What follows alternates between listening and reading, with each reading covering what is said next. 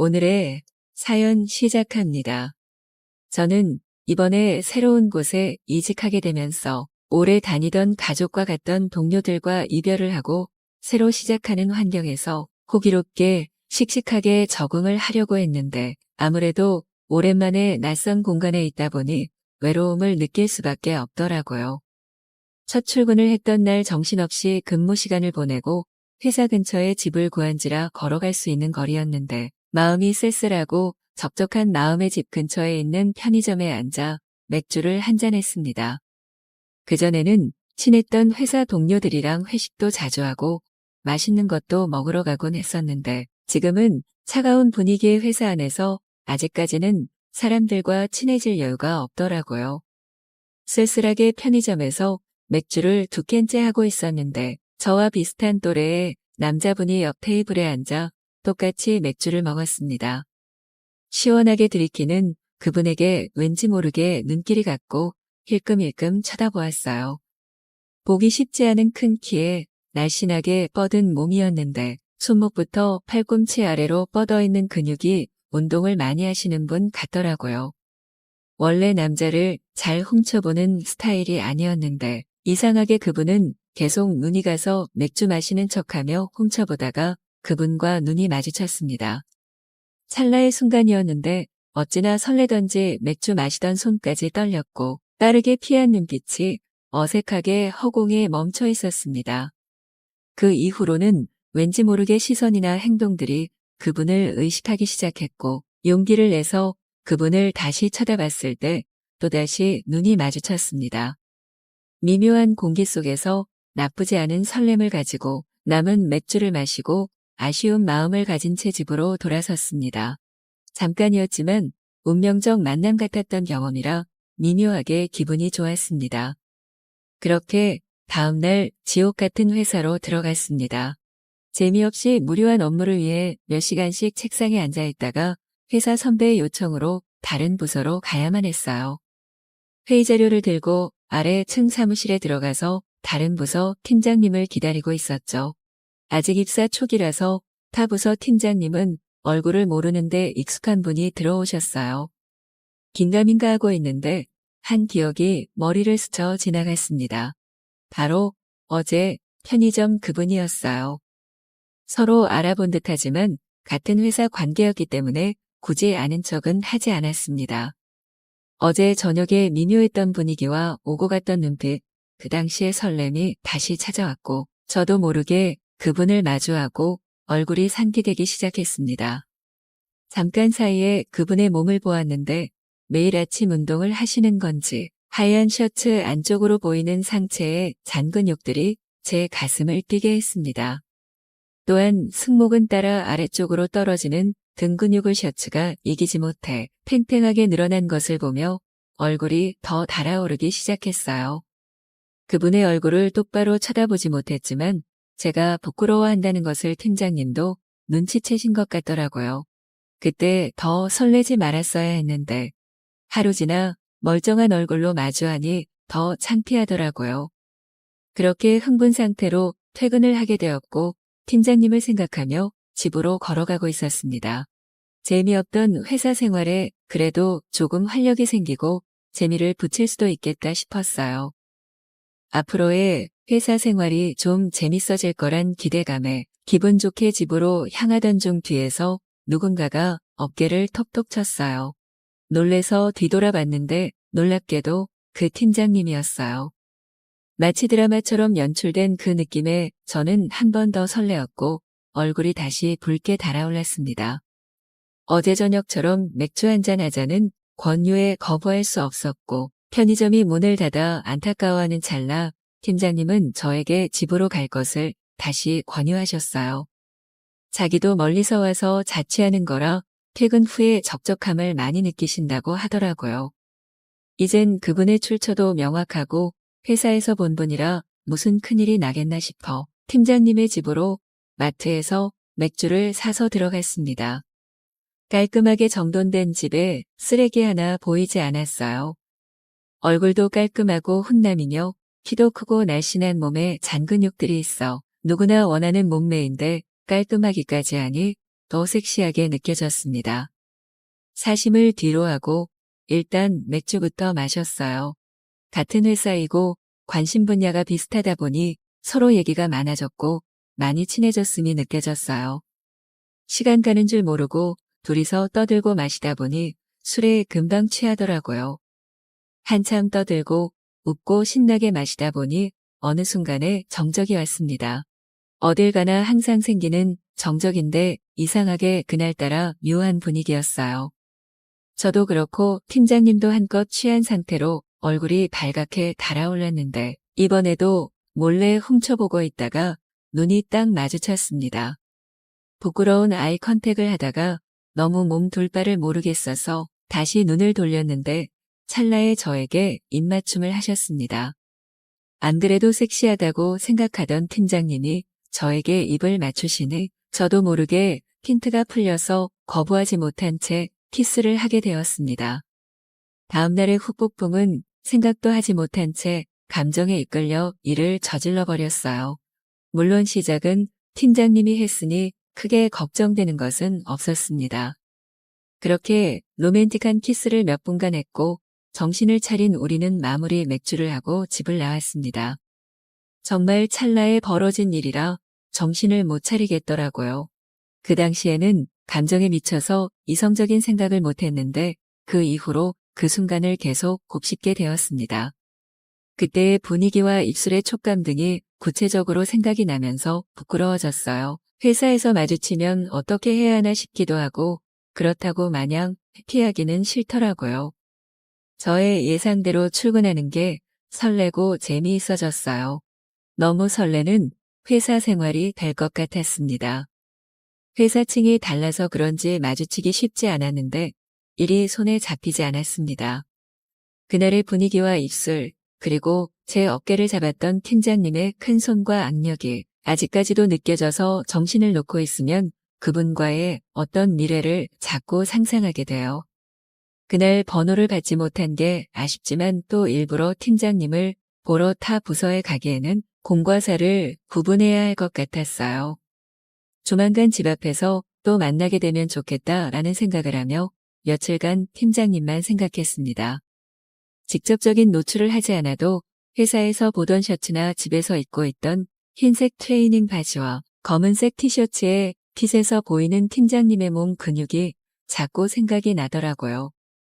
핏이 정말 좋아 다 가려놓아도 야한 느낌이었어요. 사람을 향한 설렘이 이런 거라는 걸 처음 느꼈습니다. 팀장님도 저와 같은 마음이길 바라면서 매일 집 앞 편의점에서 서성이는 중이에요. 회사 사람이라는 게 마음에 걸리지만 공과 사를 구분한다면 이번 새로운 직장과 새로운 지역에서 좋은 추억을 쌓을 수 있지 않을까요? 팀장님이 빨리 퇴근하셔서 기다리고 있는 저를 발견하셨으면 좋겠네요. 오랜만에 봄에 느끼는 설렘입니다. 들꽃야담입니다.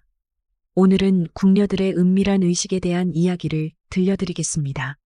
매주 새로운 이야기가 업로드되니 구독과 좋아요 부탁드리겠습니다. 조선시대 궁궐은 화려하고 웅장했지만 그 안에는 수많은 궁녀들이 각자의 운명을 걸고 살아가고 있었습니다. 이들은 모두 왕의 성은을 입어 권력과 안정을 얻기를 바라며 치열하게 경쟁하고 있었습니다. 궁녀들의 아침은 일찍 시작되었어요. 새벽부터 일어나 화장을 하고 정성스럽게 머리를 다듬었지요. 그들은 누구보다 아름다워 보이기 위해 매일매일 자신의 외모를 가꾸며 노력했습니다. 오늘은 무슨 일이 있어도 임금님의 눈에 들어 임금님의 성은을 입어야 할 텐데. 그대의 머리카락이 햇살에 빛나니 마치 비단 같구나. 내 오늘 밤 너의 비단 같은 머리결의 향기를 맡으며 잠을 청하고 싶구나. 머리결이 비단 같은 궁녀는 그날 밤 임금님의 성은을 입었지요. 임금님은 비단결 같은 머리결의 향기를 맡으며 새로운 궁녀와 하룻밤의 사랑을 나누었지요. 궁녀 나연이는 걸음걸이를 의도적으로 천천히 하고 한 손으로는 고운 옷자락을 살짝 들어 올려 우아한 발목을 드러냈지요. 그러면서도 절도 있게 고개를 숙이며 살짝 고혹적인 눈빛을 보냈습니다. 어느 처소에 있는 나인이더냐? 자태가 매우 아름답구나. 오늘 밤 내 처소에 들도록 하여라.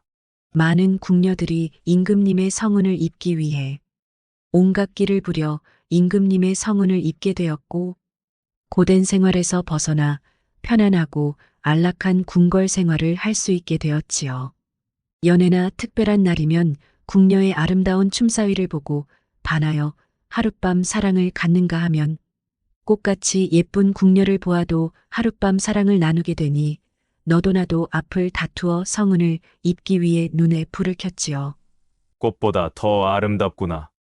내 오늘 밤 너의 꽃 향기에 취해보고 싶다. 그러나 궁녀들 간의 경쟁은 결코 아름답기만 한 것은 아니었습니다. 서로를 시기하고 질투하며 누가 더 빨리 임금의 눈에 띄어 성은을 입는가 내기라도 하듯 경쟁은 치열했습니다. 궁녀들은 이렇게 각자의 방식으로 왕의 성은을 얻기 위해 애쓰며 살아갔지요. 그들의 삶은 언제나 긴장과 불안 속에서 이어졌지만 그들은 그 속에서 작은 희망을 놓지 않았습니다. 왕의 사랑을 받는 순간이야말로 그들의 인생 역전이 되며 가장 큰 기쁨이자 보상이었기 때문입니다. 하지만 임금님의 성은은 하룻밤으로 끝나는 궁녀가 부지기수였고, 첩지를 받지 못하는 궁녀들은 상궁이나 나인으로 머물며 중요한 수행을 하면서 궁궐에서 살아가고 있었습니다. 그러다 보니 그런 상궁이나 나인들을 위한 요새가 따로 있었어요. 조선시대의 궁궐 속 궁녀들의 수장이자 왕의 신뢰를 받는 상궁의 요새는 그 누구도 함부로 범접할 수 없는 신비롭고도 견고한 곳이었지요. 이곳은 상궁이 왕과 나눈 중요한 서신이나 비밀 문서들을 보관하는 곳이고, 그 열쇠는 오직 상궁만이 소지하고 있었습니다. 이렇듯 상궁들의 요새는 별궁처럼 보호를 받고 외부로부터 차단된 긴밀한 곳이었습니다. 한여름의 밤, 상궁들의 요새는 고요함 속에 쌓여 있었습니다. 그러나 그 고요함은 깊어지는 밤과 함께 이상한 소리로 깨지곤 했습니다. 밤이 깊어질수록 요새의 어두운 복도와 방에서 들려오는 소리들은 신음과도 같았습니다. 상궁들은 밤마다 이상한 일들이 일어난다고 수군거렸어요. 어느 날 밤 달빛이 어슴풀의 요새를 비추던 때였습니다. 정적을 깨는 신음소리는 복도를 타고 흘러나왔습니다. 그 소리는 마치 고통스럽고 절박한 외침 같기도 했고, 때로는 어딘가 황홀한 기운을 풍기기도 했어요. 상궁 중 한 명인 윤상궁은 이 소리의 정체가 알고 싶어졌습니다. 윤상궁은 이상한 소리가 나는 방향으로 조심스럽게 걸음을 옮겼습니다. 가까이 들리는 듯 멀리 들리는 소리의 정체 찾는데 오랜 시간이 걸렸고, 드디어 아주 깊은 서고의 내실에 소리의 정체를 밝힐 장소를 찾아내고 말았지요. 그 소리의 발원지는 요새의 오래된 서고였습니다. 윤상궁은 조심스럽게 서고의 문을 열었습니다. 문이 삐걱 소리를 내며 열렸고 그녀는 그 안으로 발을 들여놓았습니다. 서고 안은 어둠에 잠겨 있었지만 한 구석에서 희미한 불빛이 새어나오고 있었어요. 윤상궁은 그 빛을 따라가다가 오래된 책장이 비스듬히 살짝 열려 있어 책장을 밀어보았더니 문처럼 열리는 것을 발견했습니다. 비밀문을 지나니 좁고 어두운 계단이 나왔습니다.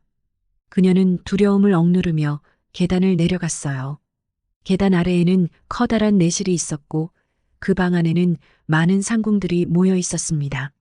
그들은 어떤 의식을 치르고 있는 듯 보였어요. 그 모습을 본 윤상궁은 경악을 금치 못했습니다. 그녀의 심장은 한순간 멎는 듯했고 믿을 수 없는 광경에 두 눈을 비비며 다시 한번 자세히 보았습니다. 이럴 수가, 어떻게 이런 일이. 그녀의 속삭임은 공허하게 방 안에 울렸습니다. 소름이 돋은 팔을 감싸며 윤상궁은 두려움과 놀라움이 뒤섞인 표정으로 그 장면을 지켜보았습니다. 그곳에는 건장한 환관이 어떻게 되었는지, 몽롱한 얼굴로 죽었는지 살았는지 누워 있었고, 속옷만 걸친 상궁들은 둥글게 둘러앉아 환관의 양기를 빨아가기라도 하듯 천천히 그의 몸을 탐닉하였습니다. 그녀들은 미묘한 웃음을 지으며 환관이 정신을 잃을 때까지 의식을 치루었습니다. 며칠 굶은 동물이 먹이를 발견한 것처럼 황간의 몸을 시선으로 탐닉한 궁녀들은 호리병 같은 것에서 나오는 연기를 돌려가며 막고 있었고 흐뭇한 표정을 지으며 서로에게 야릇한 눈빛을 전했어요.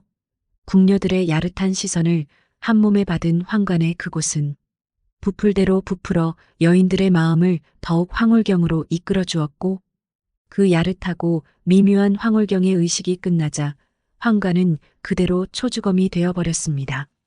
문틈으로 흘러나오는 야릇한 향기는 밖에 있는 윤상궁까지 몽롱한 기분을 들게 했지요.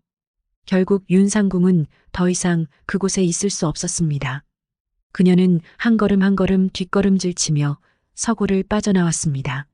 심장이 미친 듯이 뛰고 있었고 온몸에 식은땀이 흘렀습니다.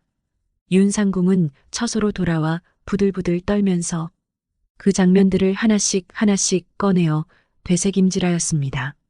윤상궁 역시 임금님의 하룻밤 성은으로 끝나 산의 맛을 느껴본지라 그들의 의식이 그저 스쳐 지나가는 생각으로 남을 수만은 없었습니다. 윤상궁은 술씨만 넘으면 자신도 모르게 발길이 서고로 향했고 매일 밤 일어나는 의식을 몰래 지켜보면서 왠지 모를 만족감과 스릴 같은 오묘한 느낌을 같이 느끼게 되었습니다. 그리고 그 의식에 참여한 상궁들의 얼굴빛은 점점 생기가 넘쳐났습니다. 그들의 피부는 고운 빛을 띠며 건강해 보였고 눈은 더욱 반짝였습니다. 한상궁님, 요즘 얼굴이 더 좋아진 것 같아요.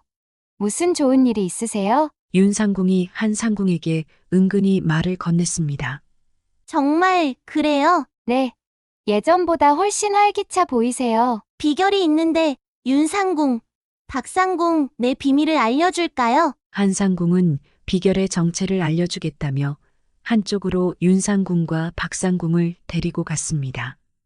윤상궁은 짐짓 놀랐습니다. 이미 그들의 의식을 알고 있는 터라 그 의식에 윤상궁을 초대하면 어떻게 해야 할지 속으로 난감해하며 한상궁을 따라갔습니다. 윤상궁, 박상궁 우리가 매일 밤 모여서 회의를 하고 큰 의식을 치르는데 글쎄 남자의 정기를 받는 의식이라우. 그 의식을 받으면 그렇게 몸이 가볍고 마음속에 쌓여있던 복잡하고 무거운 감정들이 싹 없어지면서 생활에 활기가 생긴다니까. 두 상궁님도 그 의식에 참여하고 싶으면 말하세요. 내 큰 상궁 마마님께 청탁을 넣어줄 테니 아마 그 의식에 참여하는데 이패비가 1000냥이니 의식에 참여하고 싶으시면 1000냥을 준비하여 저에게 말씀하세요. 한상궁은 그렇게 의식에 대한 이야기와 이패비 1000냥이 있다는 말까지 상세히 알려주었습니다. 윤상궁은 이미 알고 있는 터라 돈 1000냥의 이패비를 내면서까지 참여하고 싶은 생각이 없었으나 귀가 얇은 박상궁은 한상궁 말에 혹하는 것이었습니다. 박상궁은 당장 이패비 1000냥을 마련하기 위하여 고민하였습니다. 지난번에 노론파 김삼겸이 장희빈의 중전 복귀를 위하여 서고에서 비밀 문서를 빼내어 달라는 부탁을 받았지만 목숨이 걸린 문제인지라 거절했었는데 돈을 마련할 방법은 그것밖에 없음을 알고 박상궁은 은밀히 김삼겸을 찾아갔습니다. 박상궁 마마, 야심한 밤에 웬일로 찾아오셨습니까? 네, 긴밀히 김대감께 의논드릴 일이 있어서 왔습니다. 의논이라니요. 혹여 지난번 제가 부탁드린 일을 하겠다는 말씀이십니까? 네, 대감. 헌데 제가 급전이 필요해서요. 그런 거라면 얼마든지 걱정하지 마세요. 귀빈 마마께서 다시 복귀만 되신다면 각상궁 마마님이 부귀영화는 당연히 따라올 것입니다. 당장 필요하신 금액이 얼마이십니까? 우선 1000냥이면 됩니다. 1000냥쯤이야 바로 드리지요. 여기 있습니다. 여기. 내가 원하는 문서가 무엇인지에 대한 구체적인 지시 사항이 적혀 있어. 그 문서는 요새에 보관되어 있으며 곧 임금님께 올려질 것이오. 임금님께 올려지기 전에 필사를 하여 나에게 주시면 됩니다. 알겠습니다.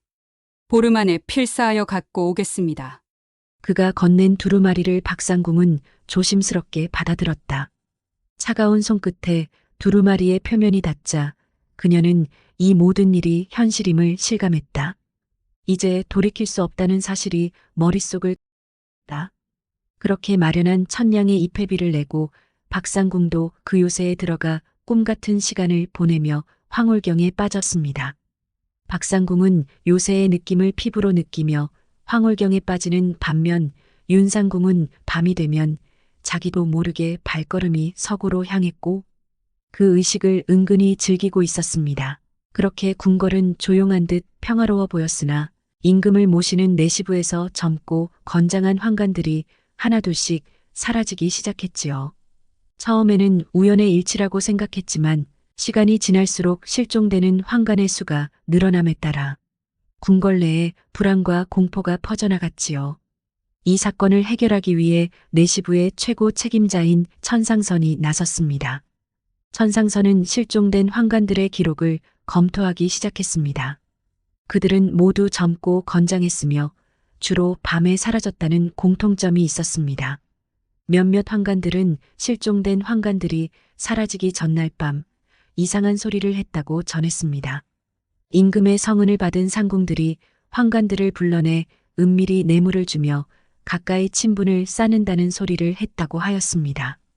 하지만 궁궐에서 환관과 상궁은 서로 중요한 역할을 맡고 있어 긴밀한 관계를 유지할 수밖에 없으며 왕실의 비밀을 공유하고 중요한 정보를 주고받는 역할을 했습니다.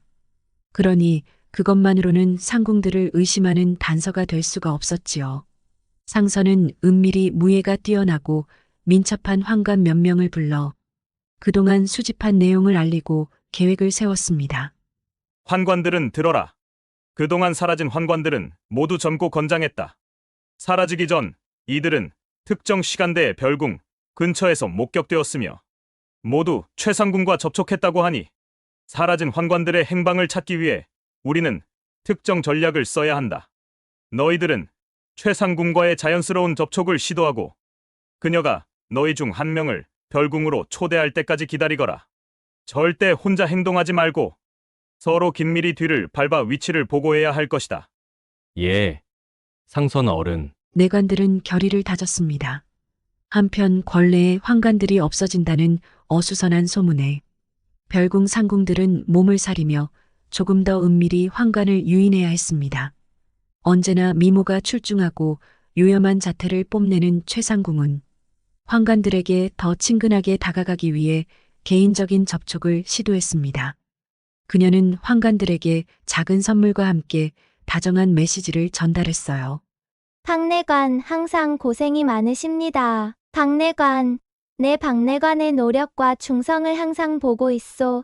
기회가 되면 윗전에 고하여 큰 상을 내리게 할 것입니다. 마침 상선이 명령을 내린 박내관에게 최상궁의 작업이 들어갔고 박내관은 못 이기는 척하며 김상궁의 호의를 받아주면서 네, 감사합니다. 상궁 마마님 뭐 어려운 일이 있으시면 소인 놈을 불러주십시오. 기꺼이 도와드리겠습니다. 옳거니 이놈 봐라. 내 미모에 걸려들었구나. 이제 너희들의 정체를 파헤치겠구나. 서로는 동상이몽을 하고 있었지요. 이윽고 최상궁의 은밀한 접촉이 시도되었습니다.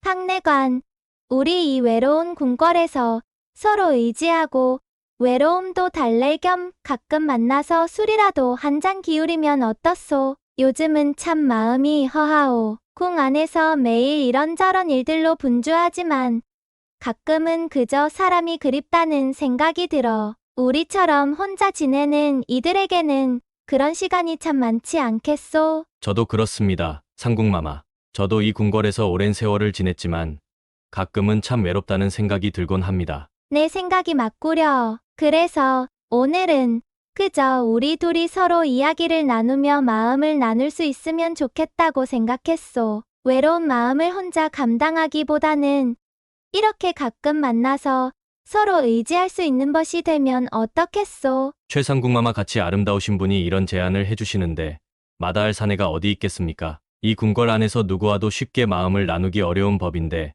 마마와 함께라면 외로움도 한결 덜할 것 같습니다. 그러니 앞으로는 자주 만나 서로 이런저런 이야기를 나누며 시간을 보내면 어떻겠소?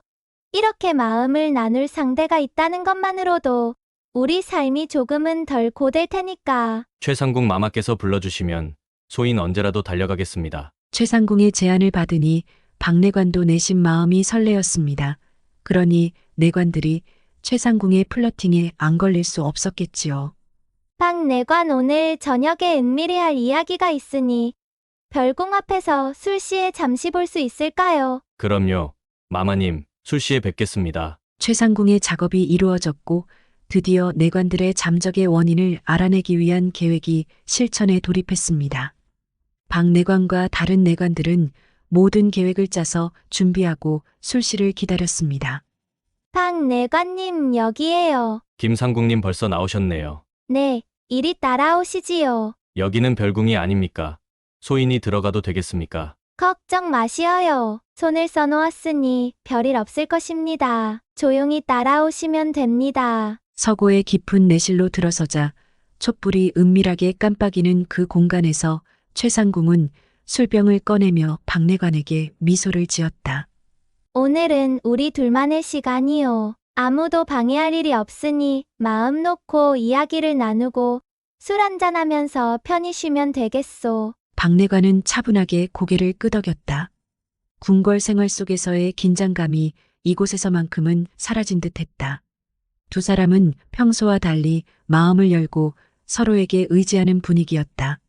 그렇다면 오늘은 편하게 한잔하면서 그동안 쌓인 이야기나 풀어봅시다. 내실에 이런 아늑한 공간이 있는 줄 아무도 모르겠어요. 이 공간은 아무나 들어올 수 있는 곳이 아니랍니다. 접지를 받은 몇몇 상궁들만이 아는 은밀한 곳이지요. 술잔이 몇 차례 오가면서 둘의 대화는 점점 부드러워지고 서로의 외로움을 나누며 긴장감이 풀리기 시작했어요. 최상궁은 조심스럽게 책상에서 작은 호리병을 꺼냈습니다. 그 호리병은 신비한 향기를 풍기는 독특한 물건이었어요. 박내관, 이 호리병을 보시겠소? 이 안에는 아주 특별한 향이 담겨 있소. 이 향을 맡으면 마음이 한결 가벼워지고 외로움도 잊게 된다 하더이다. 우리 이 향기를 함께 맡아볼까요? 박내관은 호리병을 보며 고개를 갸웃했어요. 이 향기는 무엇이기에 그리 특별하다는 것이오. 한번 맡아봐도 괜찮겠소. 최상궁은 조심스럽게 호리병의 뚜껑을 열고 박내관에게 향을 맡게 했습니다. 그 향기는 부드럽고 은은하게 퍼져나가며 방 안을 가득 채웠어요. 박내관은 그 향기를 맡으며 왠지 모를 기묘한 기분이 들기 시작했습니다. 머리가 서서히 무거워지는 느낌과 함께 모든 것이 흐릿해져 갔습니다. 이 향기 참 희한하군요. 뭔가 정신이 혼미해지는 것 같은데. 최상궁은 술잔을 다시 채우며 박내관에게 건넸어요. 그녀는 부드럽게 웃으며 그를 지켜보았지요. 이 향기는 마음을 편하게 만들어 주오. 아무 걱정도 없이 술 한 잔을 더 마시면서 그저 편하게 이 순간을 즐기면 돼요. 박내관은 몽롱해진 정신으로 그녀가 건넨 술잔을 받아들었습니다.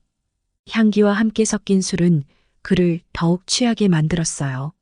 그의 머릿속은 점점 더 흐려지며 몸을 제대로 가누기 어려워졌습니다. 눈앞의 풍경이 뿌옇게 번지며 모든 소리가 점점 더 멀어져 갔어요. 최상궁과 박내관은 서고로 들어갔고 다른 내관들은 들키지 않게 조용히 담을 넘어 뒤를 따랐습니다.